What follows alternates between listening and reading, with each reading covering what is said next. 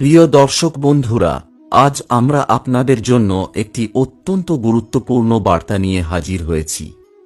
আজকের এই ভিডিওতে আমরা আলোচনা করব একজন পুরুষের উচিত একজন নারীর কোন কোন বিষয়ের দিকে সবসময় খেয়াল রাখা, যাতে ভবিষ্যতে তাকে কখনো আফসোস না করতে হয় বা দুঃখ পেতে না হয়।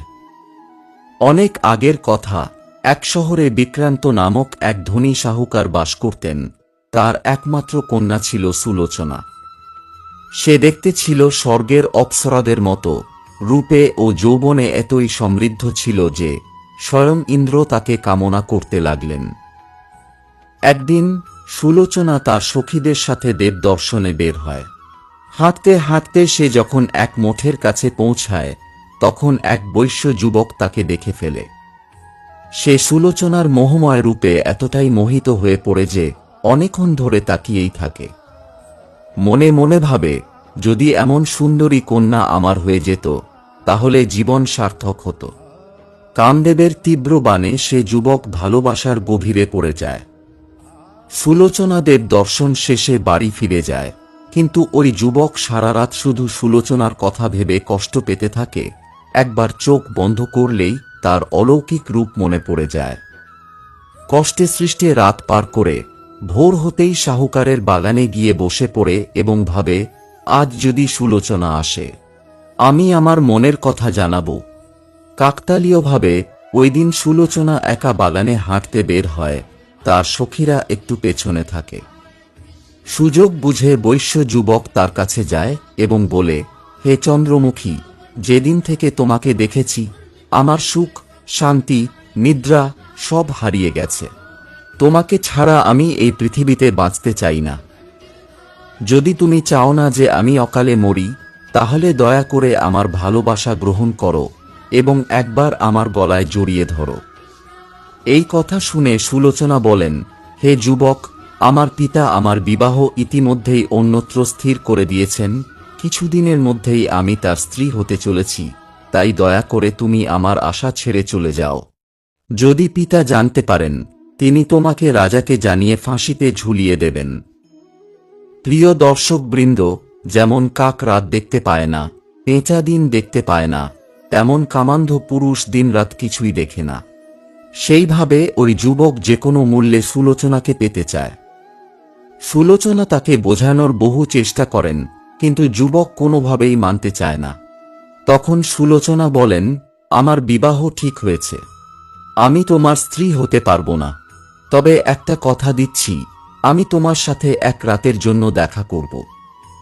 আগে আমার বিবাহ হয়ে যাক, আমার পিতা কন্যাদানের ফল লাভ করুন, তারপর আমি তোমার কাছে আসব। এই বলে সুলোচনা বাড়ি ফিরে যান। কিছুদিন পর তার পিতা তার বিবাহ দেন। যুবক অপেক্ষা করতে থাকে সেই প্রতিশ্রুত রাতের জন্য, কিন্তু বহুদিন কেটে যাওয়ার পরও সুলোচনা শ্বশুর বাড়ি থেকে ফেরেন না। যুবক ভাবে, সে হয়তো মিথ্যা কথা বলে গিয়েছে। তখন সে সুলোচনার শ্বশুর বাড়ির ঠিকানা খুঁজে বের করে ভিক্ষুকের ছদ্মবেশে ওই গ্রামে যায় এবং একদিন ভিক্ষা চাইতে চাইতে সুলোচনার দরজায় গিয়ে পৌঁছায়। সুলোচনা যখন ভিক্ষা দিতে আসে, তখন সে তাকে চিনে ফেলে এবং বলে, প্রিয়, তুমি কি আমাদের সাথে মিথ্যা প্রতিশ্রুতি দিয়েছিলে? তুমি জানো না আমি কেমন করে এতগুলো দিন কেটেছি, প্রতিটি দিন যেন এক একটি বছর হয়ে গেছে।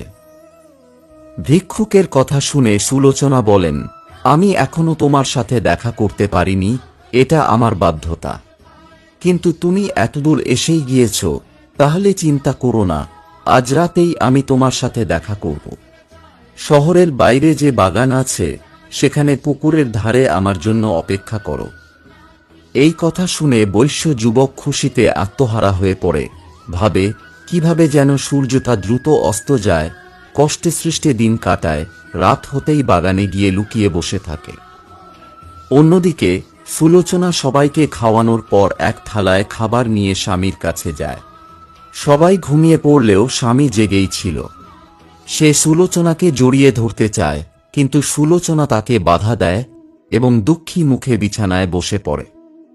স্বামী ভাবে, নিশ্চয়ই আজ কেউ তাকে কষ্ট দিয়েছে, নয়তো আমি কোনো ভুল করেছি। সে বারবার স্ত্রীর মন ভালো করতে চেষ্টা করে এবং জিজ্ঞেস করে, সমস্যাটা কি? তুমি অনেকদিন বাবা মার সঙ্গে দেখা করনি, তাই কি মন খারাপ, নাকি কেউ তোমাকে অপমান করেছে? বলো আমাকে। স্ত্রীর দুঃখ দূর করা স্বামীর ধর্ম। একজন স্ত্রী সবকিছু ত্যাগ করে কেবল স্বামীর আশ্রয়ে আসে, তাই স্বামীর উচিত স্ত্রীর প্রতিটি অবস্থা বোঝা এবং তাকে সব সময় খুশি রাখা। প্রিয় দর্শক বন্ধুরা, একজন স্বামী যদি স্ত্রীর এই 4টি বিষয়ের প্রতি নজর রাখে, তবে তার জীবন আনন্দে ভরে যাবে। 1. স্ত্রী মা বাবার থেকে দূরে এসে একা লাগছে কিনা। 2. ঘরের সব কাজ করতে করতে ক্লান্ত হয়ে পড়ছে কিনা বা বেশি চাপ দেওয়া হচ্ছে কিনা। 3. পরিবারে কেউ তাকে অহেতুক কষ্ট দিচ্ছে কিনা বা গালাগালি করছে কিনা। 4. সে একঘেয়েমিতে ভুগছে কিনা, বাইরে ঘুরতে যেতে চাইছে কিনা। এছাড়া অনেক স্ত্রী স্বামীর টাকা বাঁচাতে নিজের শরীরের ছোটখাটো অসুস্থতাও গোপন করে ফেলে, তাই স্বামীর উচিত স্ত্রীর স্বাস্থ্যের দিকেও নজর রাখা। এর পাশাপাশি স্বামীর নজর রাখতে হবে স্ত্রীর চরিত্রের ওপরও। তার বন্ধু বান্ধব, যাতায়াত, কারো সাথে অতিরিক্ত মেলামেশা যেন না হয়, কারণ এসব থেকে চরিত্রে অবনতি হতে পারে।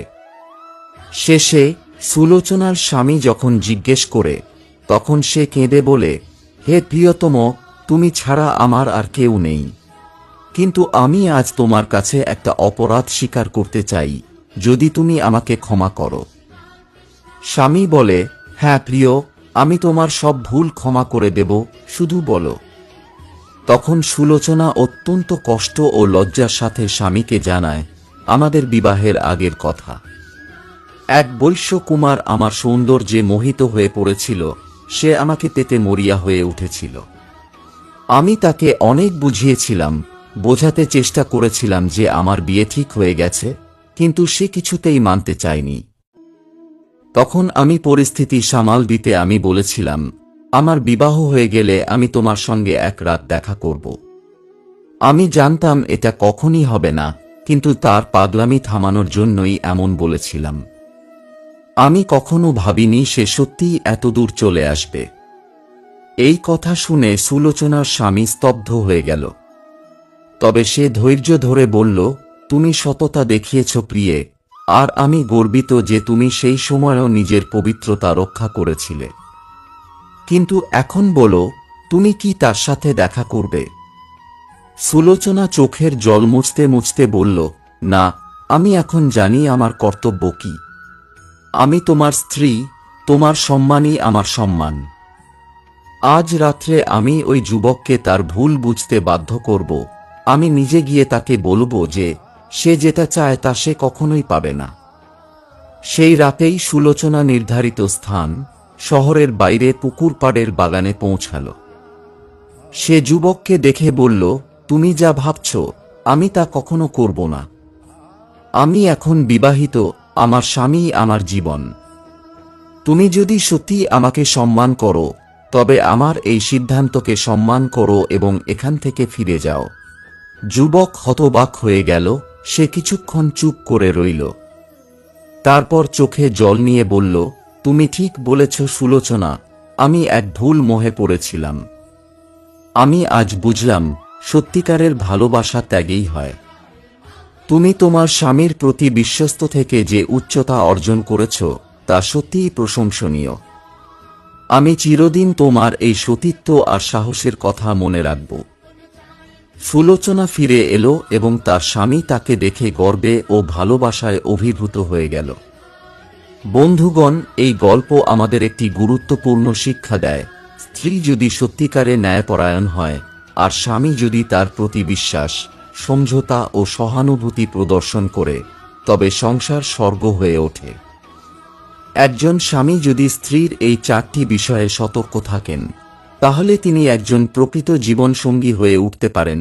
সেই সঙ্গে নারীদের জন্য শিক্ষা আছে, নিজের চরিত্র ও আত্মসম্মান রক্ষা করাই সবচেয়ে বড় ধর্ম। আপনার যদি এই গল্প ভালো লেগে থাকে, তাহলে লাইক, শেয়ার ও সাবস্ক্রাইব করতে ভুলবেন না। কমেন্টে জানাবেন আপনি পরবর্তী ভিডিওতে কী ধরনের গল্প দেখতে চান।